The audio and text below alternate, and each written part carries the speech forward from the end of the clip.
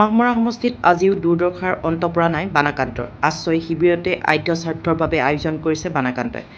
মাহমৰা সমষ্টিৰ মিলন গাঁও পঞ্চায়তৰ অন্তৰ্গত ৰাঙলী ঘিলাগুৰিত বানাকান্তৰ দুৰ্দশাৰ অন্ত পৰা নাই।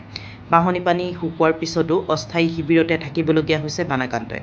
ৰাঙলী ঘিলাগুৰিত যুৱ সংঘত ৰাইজে স্থাপন কৰি লোৱা এই শিবিৰত বৰ্তমান 9টা পৰিয়ালে কটাবলগীয়া হৈছে।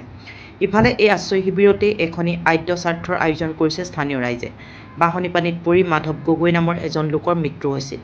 ইতিমধ্যে শিবিৰতে তিলনী সকাম সম্পন্ন কৰা হৈছে। অহা শনিবাৰে মৃতকৰ আত্মাৰ সদ্গতিৰ অৰ্থে এই শিবিৰতেই আদ্য স্বাৰ্থ সকাম কৰিব মৃতকৰ পৰিয়ালে। উল্লেখ্য যে পূৰ্বতে অঞ্চলটোত কেতিয়াও নেদেখা ভয়ংকৰ বানে তছনছ কৰি পেলালে ঘৰ-দুৱাৰ বিস্তৰ কৃষিভূমি। ইয়াৰ পিছতে প্ৰায় 3 সপ্তাহ ধৰি শিবিৰত থাকিবলগীয়া হৈছে এইসকল বানাকান্তই। বোকাৰ পানীৰে ভৰি পৰা ঘৰৰ ভিতৰচৰা শুকোৱাৰ পিছতেই নিজ ঘৰলৈ উভতি যাব পাৰিব বুলি আশা কৰিছে এইসকল বানাকান্তই। বৰ্তমান পৰিস্থিতিটো আপোনাৰ ঘৰত সোমাব পৰা অৱস্থা হোৱা নাই, বোকা হৈ আছে গোটেই। বোকা তাতে গেলা গোন্ধ।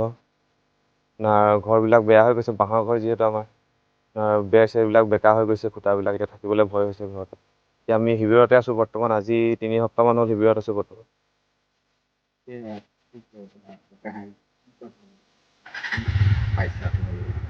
চৰকাৰী সাহায্য বুলি আমি ইমানকৈ পোৱা নাই এতিয়া আপোনাৰ। গাঁৱৰ মানুহে সাহায্য দিছে, অলপ অলপ দিছে।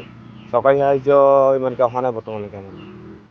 মানে আমাৰ শিবিৰটো মানে চৰকাৰৰ ফালৰ পৰা শিবিৰটো মানে গম নাপায় আমাৰ এতিয়া আছোঁ বুলি নাজানে, এতিয়ালৈকে কোনো অহা নাই, চৰকাৰী বিষয়ে বৰ্তমানলৈকে অহা নাই। চৰকাৰী শিবিৰ পাতি দিছে নি আপোনালোকে? চৰকাৰী শিবিৰ নাই পতা। ওচৰ-পাজৰে শিবিৰ দিয়া নাই? ওচৰত আমাৰ শিবিৰ নাই, বহুত দূৰ দূৰ আছে। আমাৰ ঢকুৱাজন আমাৰ ককাইদেউ হয়। এতিয়া বৌ আছে বৌ আছে, ককাইদেউ হয়। পানীত মানে বানপানীতে ঢুকাইছে বৰ্তমান ককাইদেউ। সেইটো কাৰণে পানী হৈ আছিলে, অসুবিধা আছিলে, আকৌ ককাইদেউ ঢুকাইছে, তাতে আমি এতিয়া বহুত কষ্ট কৰি থাকিবলগীয়া হৈছে। এতিয়া শিবিৰতে পাতিব লাগিব। তিলনি ইয়াতে হৈ গ'ল। বিধায়ক নাই অহা। জনপ্ৰতিনিধি বৰ্তমানলৈকে নাই অহা। পঞ্চায়তৰ নাই অহা। সভাপতি নাই অহা পঞ্চায়ত। এডোখৰ ৰাঙলী ঘিলাগুৰি কয়। মৃতকৰ ঘৰৰ খবৰ ল'বলৈ কোনো অহা নাই? নাই, চৰকাৰী বিষয়া নাই। মানুহজনে একোৱে হোৱা নাছিলে।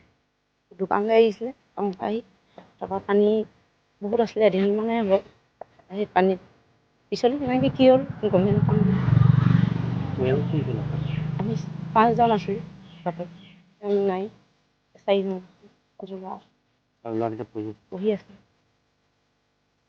খবৰ কেনেকৈ প্ৰশাসন দিছে? চৰকাৰ নাই।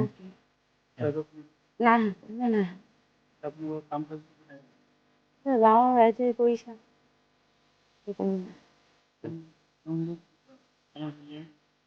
ইয়াতে কৰিছে আমি শিবিৰতে। তিলনিও কৰা হৈছে, দহাও ইয়াতে হ'ব।